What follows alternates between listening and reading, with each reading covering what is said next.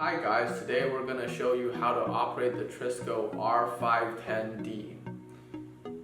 On the side of the box you'll see the user manual, and inside the box you will find yourself a battery analyzer, which is over here.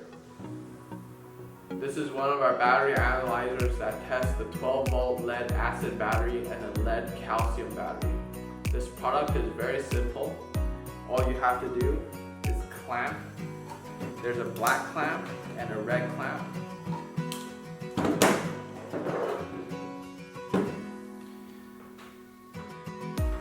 So the black clamp goes on the negative and the red clamp goes on the positive.